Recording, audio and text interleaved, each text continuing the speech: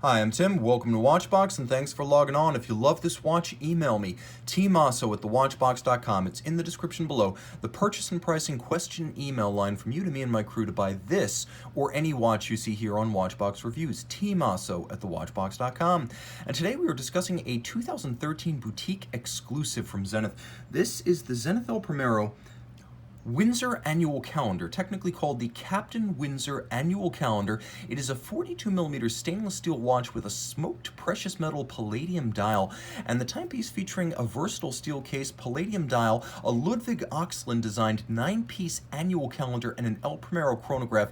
This is pretty darn close to the perfect watch. 42mm in diameter, the watch is a reasonable 14.1mm thick from lug to lug, 50.1mm, and between the lugs, the watch is 21mm across, so you have that lug horn spacing of 21mm. Throw the watch on my 16cm circumference wrist. It's comfortable. It's handsome. I've often said if this watch ever came back into stock, I would buy it, and by the time you see this video, it might be off the market.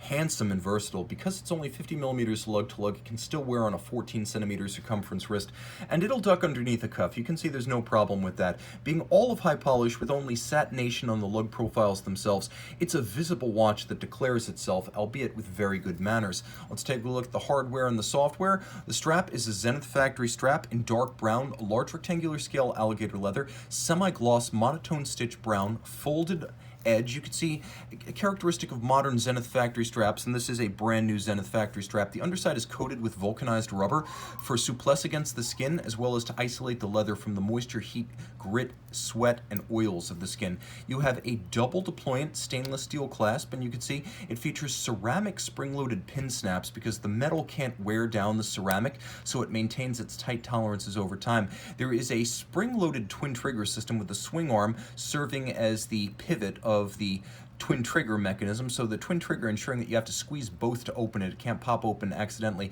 Both satin finish and polish, and you can see that in addition to a pin to hold down the strap, there is also an anchor pin on the underside of the buckle to double up the security. The case band is simple but sweet, polished with a compound curvature. You can see it arcs down and around even as it curves up, in and around.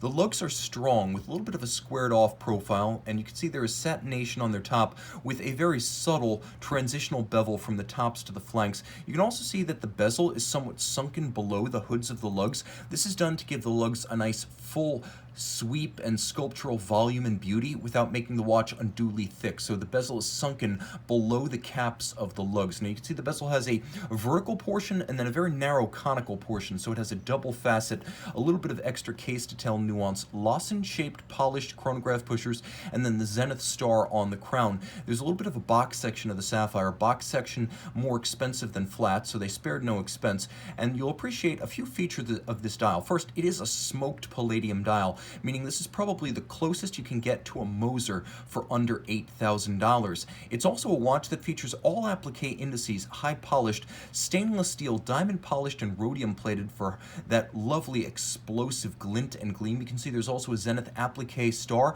and with the fume or fade style dial, you can see from the center of the dial to the edge, it fades from a sort of silver bronze to almost, I would say, a brown bronze coloration, and in precious metal palladium, it is a precious metal dial. Now you can see there is a day, there is a month, there is a date, and there's actually a 60-minute chronograph minutes register, which I love. 60-minute registers are incredibly rare in the world of chronographs. Dauphine-style hands, constant seconds over at 9 o'clock. Ludwig Oxlin designed this mechanism. It's a lot like what featured in the Ulysse Nardin annual and perpetual calendars he created, as well as his Ox und Junior watches that he creates under his own brand now. It is the exact same mechanism. A few things to note. First, there are two different ways to adjust this watch.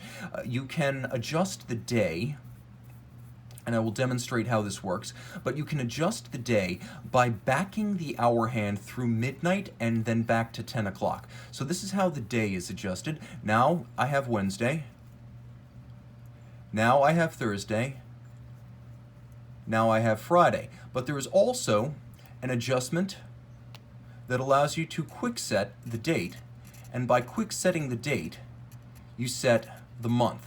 so it's a very user-friendly annual calendar. It need be adjusted only once a year during the jump from February to March. One correction annually. All of the other months this mechanism can handle. It is a lateral clutch column wheel Zenith El Primero mechanism. It is caliber 4054, we'll get close, 29 joules, automatic winding, 52-hour power reserve. It's descended from that first El Primero caliber 3019 PHC from 1969, the world's first integrated automatic high-beat chronograph, still beating away at 36,000 vibrations per hour.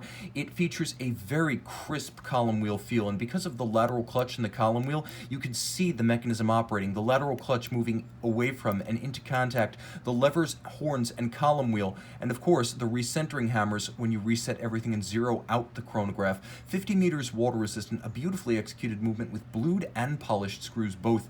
It features an unconventional engine-turned perlage on bridges rather than the base plate with a matte finished base plate. The blued screws are used for,